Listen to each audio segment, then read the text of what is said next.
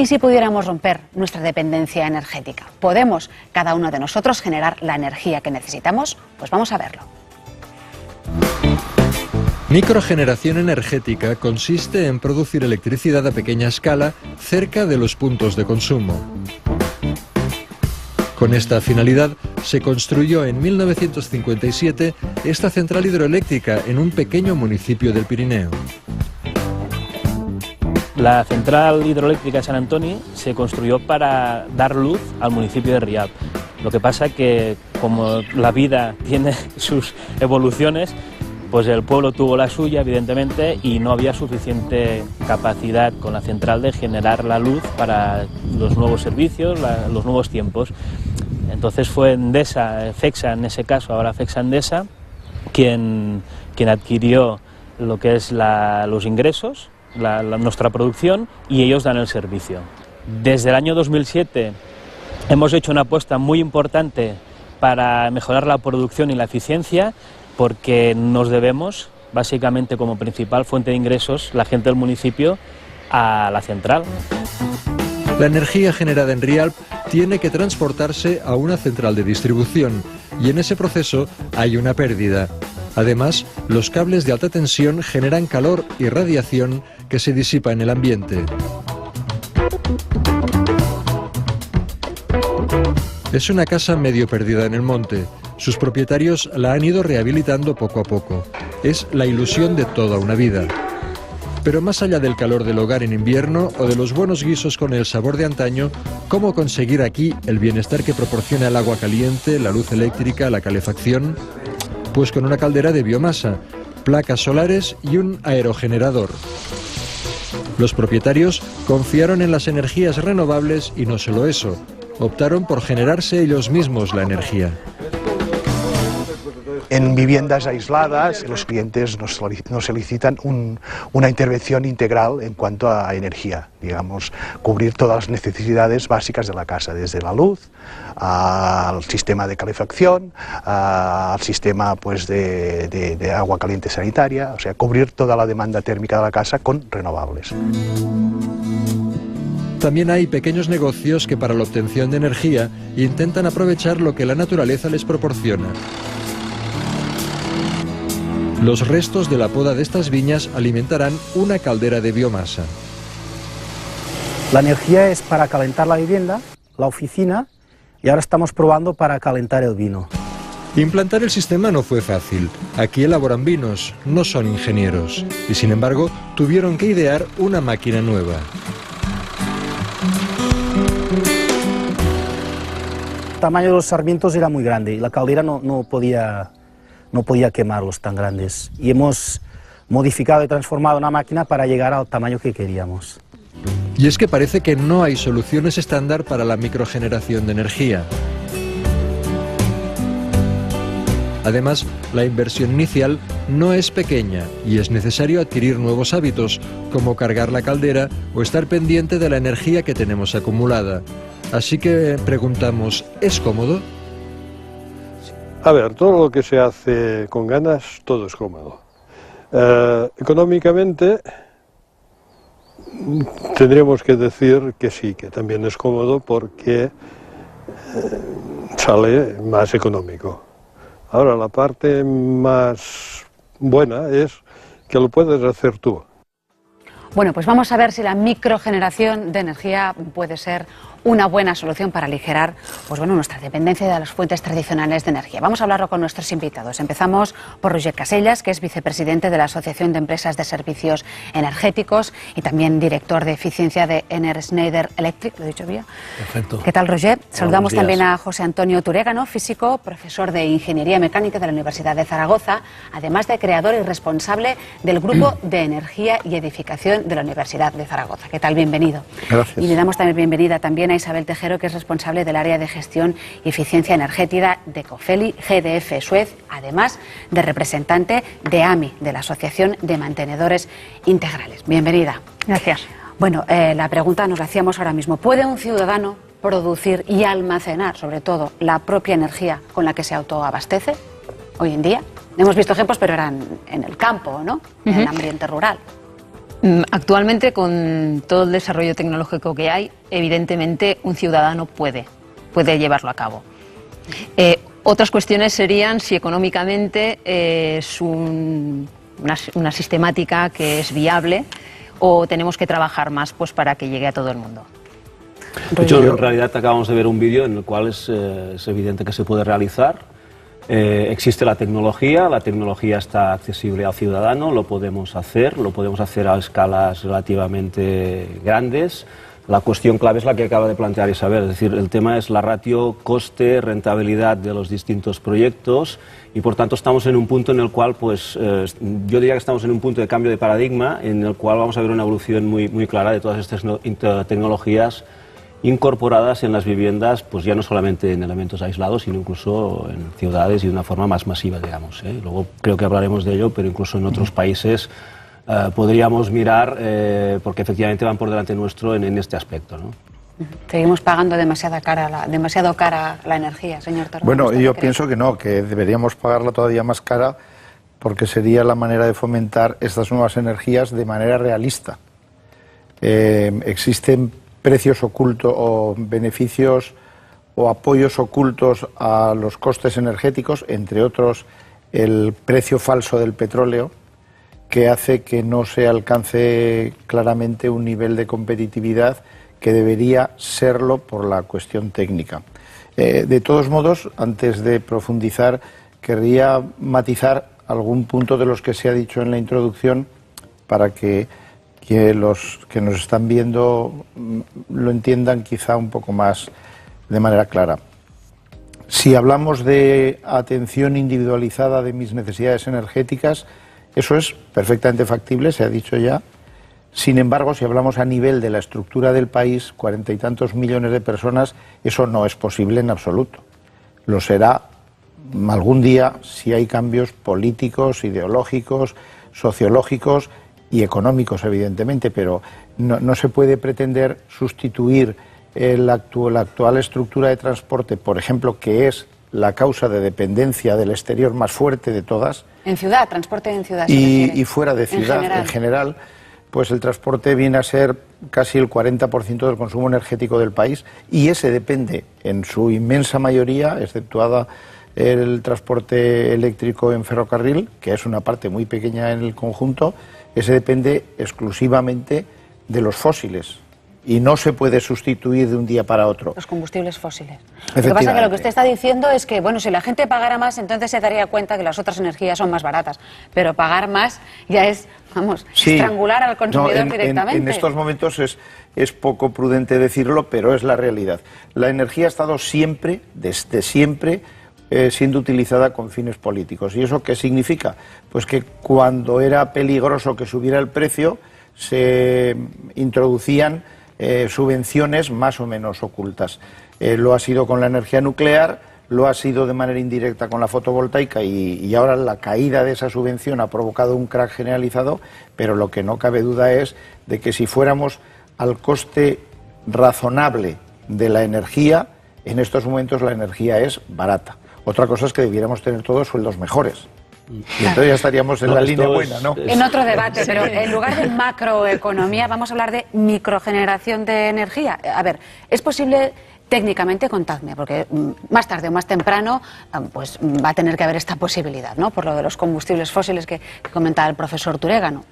Cuéntenos, a ver. Pues en realidad, vamos a ver, desde el punto de vista tecnológico es posible realizar la generación distribuida, que sería el concepto del cual estamos hablando aquí, porque existen todos los elementos. Existen, por ejemplo, si hablamos aprovechando la luz solar, existen las placas solares que te permiten la adquisición, digamos, del sol y transformarla. Existen los inversores que te permiten transformar la energía continua en alterna.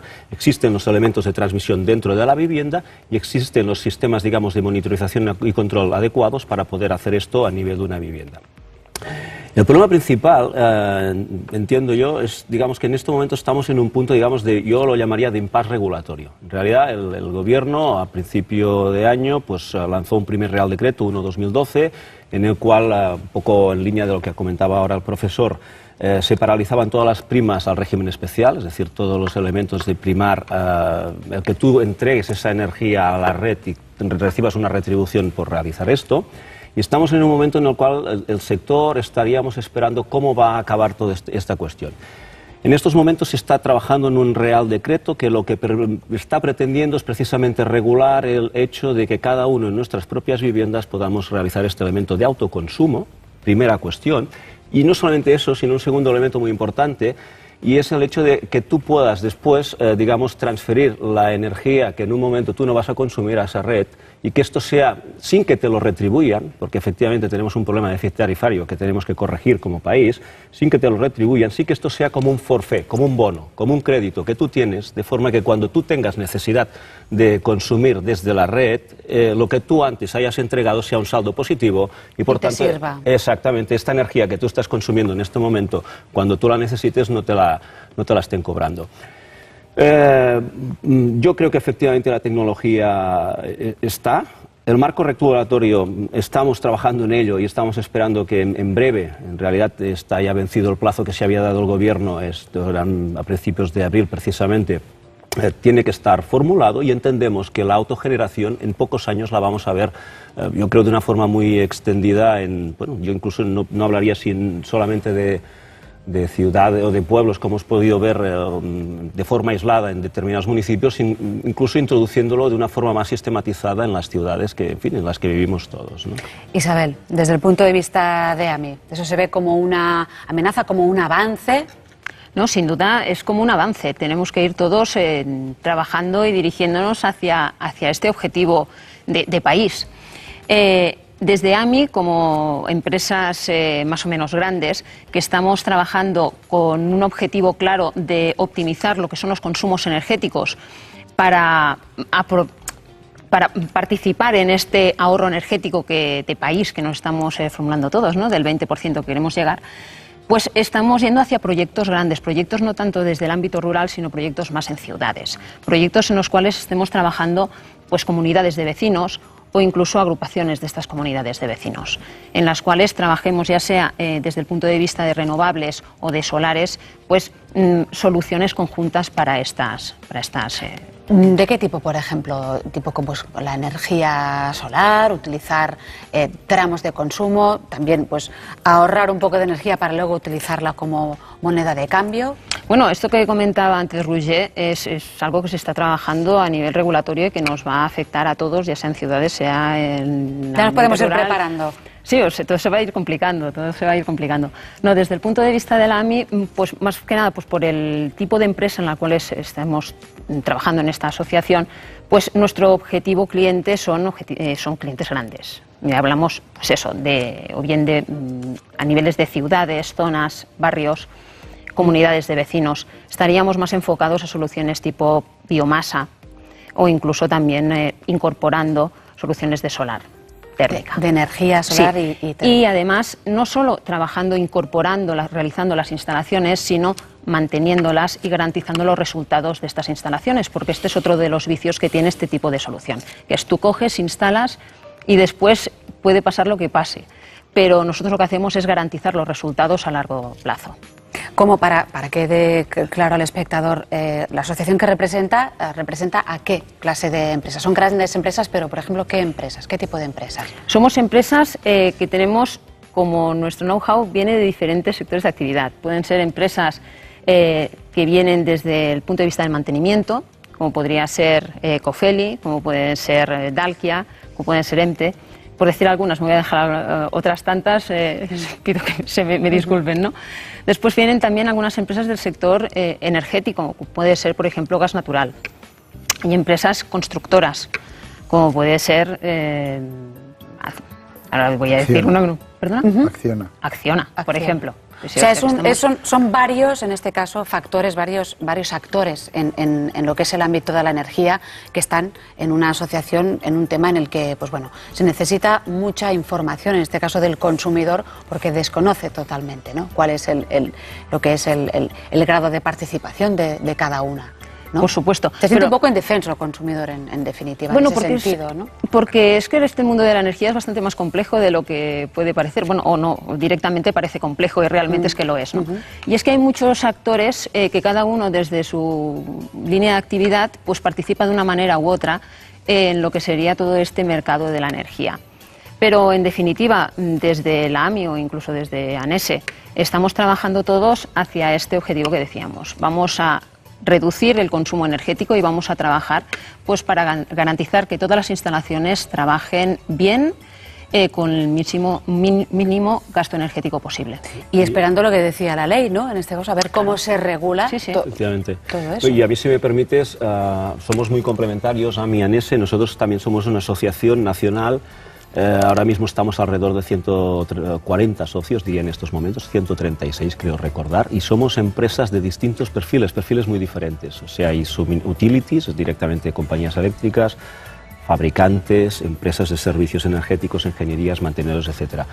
Yo voy a lo que comentabas tú, Marta, es decir, el consumidor muchas veces se siente solo y un poco frente a un dilema, a una tecnología, a una problemática que conoce poco.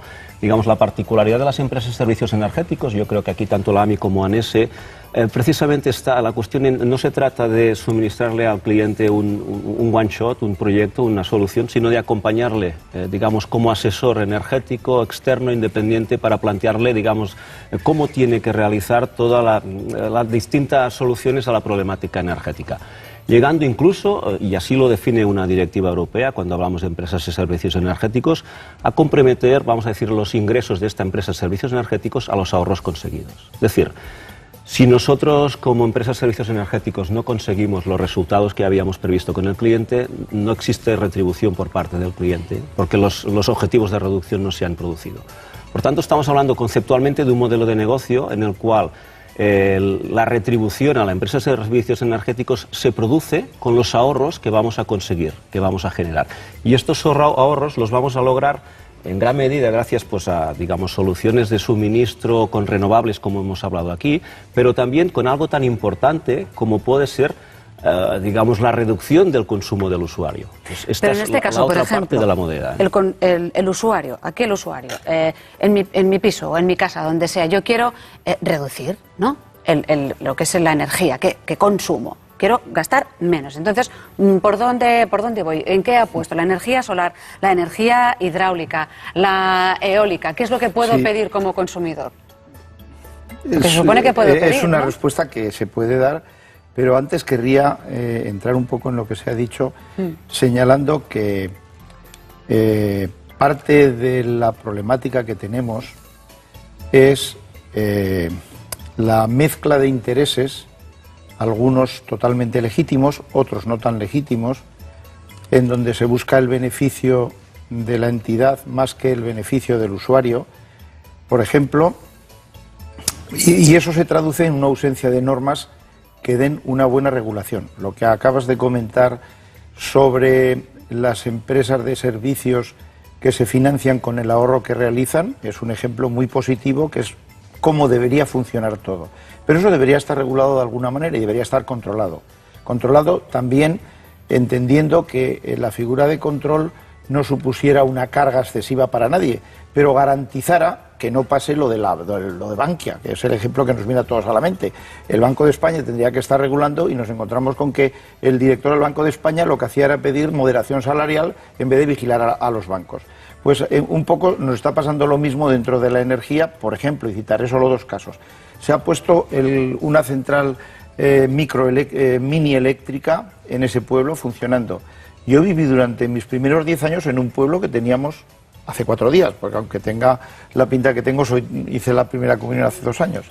Entonces viví en un pueblo que tenía el 100% de su energía producida por la central del pueblo, que la llevaba el del molino, porque era su objetivo y era totalmente razonable. Esa central se abandonó, pero cuando se hizo un plan para fomentar minicentrales y microcentrales, resulta que en vez de acompañar al plan con asesorías a los ayuntamientos que no tenían técnicos para hacer planes, se quedó ese plan en manos de las empresas eléctricas que pusieron las minicentrales donde les interesaba y hasta el límite justo para decir hemos cumplido. Pasó lo mismo con la eólica. Se abre un plan de eólicas y resulta que en vez de fomentar que pequeños grupos de inversores adquieran posibilidades de eólicas, son las grandes empresas que en 3 proyectos se llevan todo el potencial de las eólicas. Copan todo el mercado. Eso no puede ser, porque entonces llegas a una situación en la que los que regulan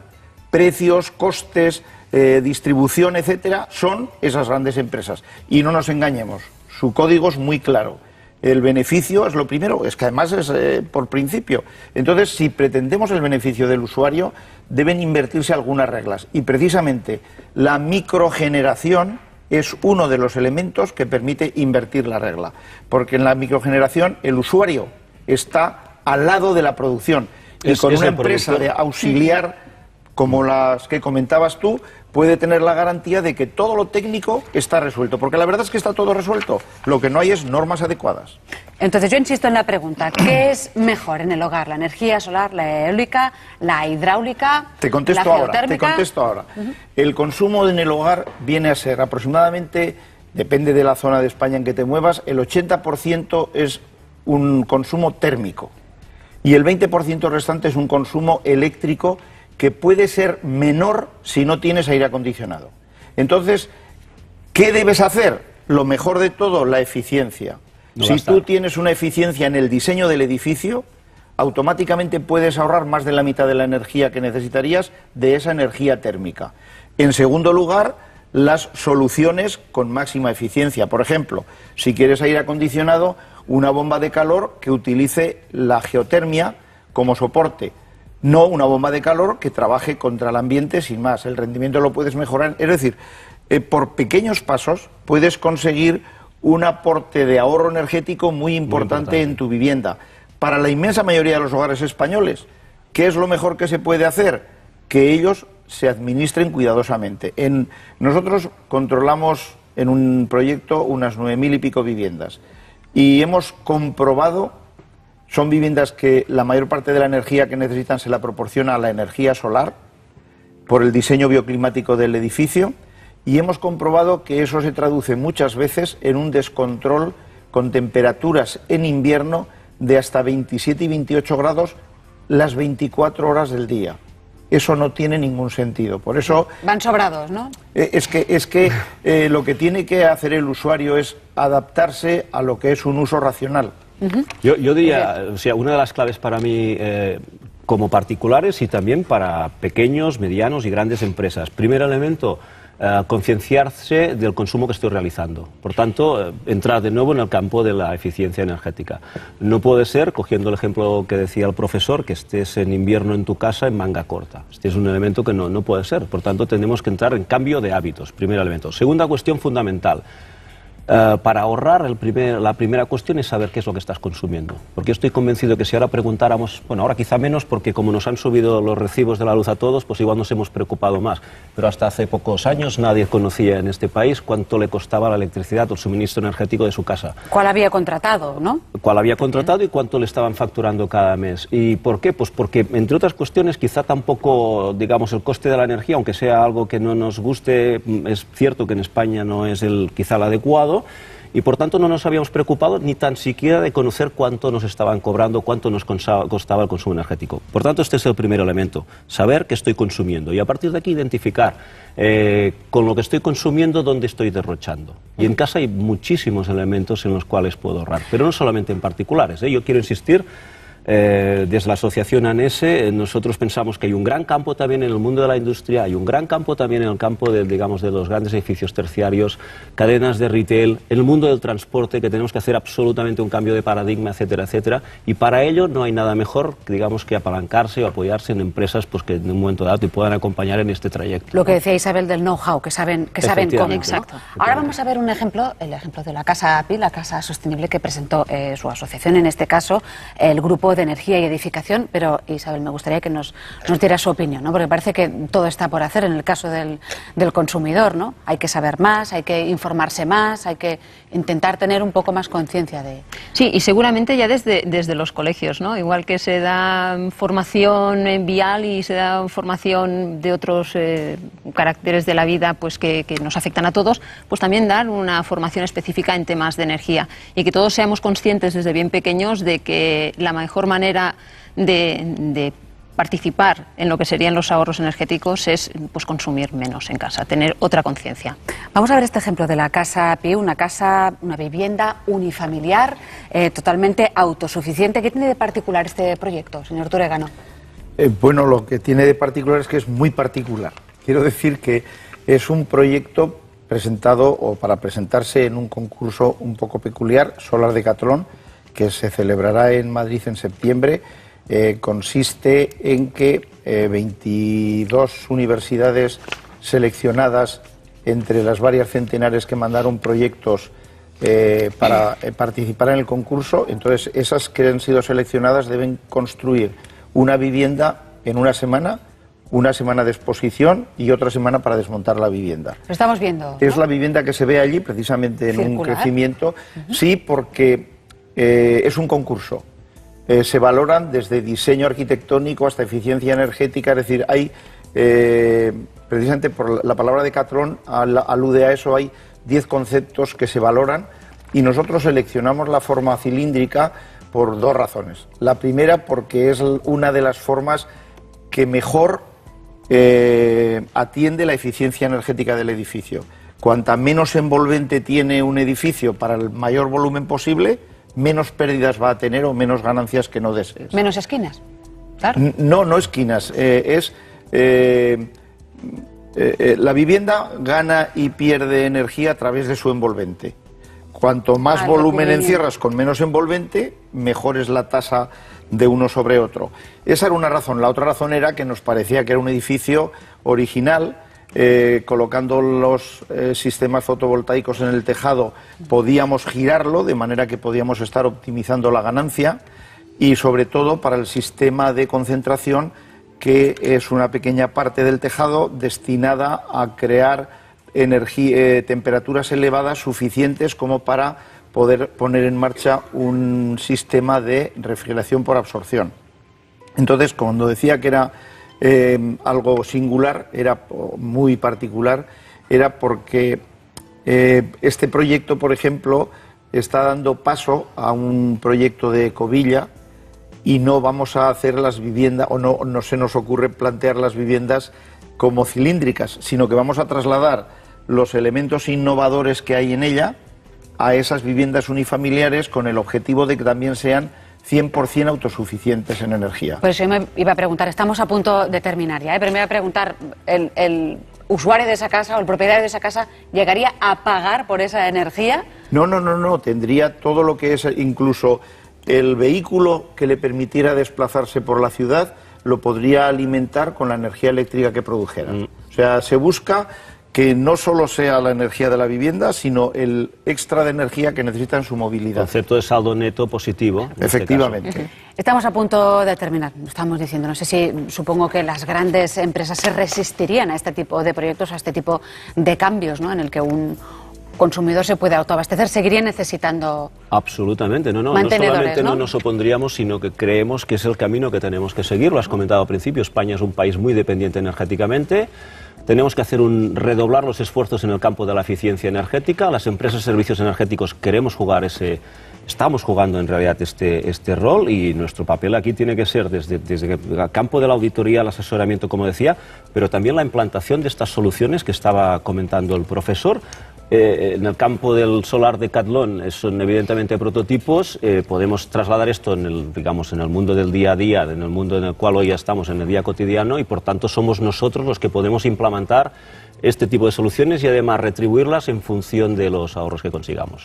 Bueno, pues tenemos que dejarlo aquí. Muchísimas gracias tanto a Isabel como a Roger como a José Antonio por abrirnos los ojos. Ya lo saben, la energía es casi una moneda de cambio en estos tiempos, y ahora seguimos durante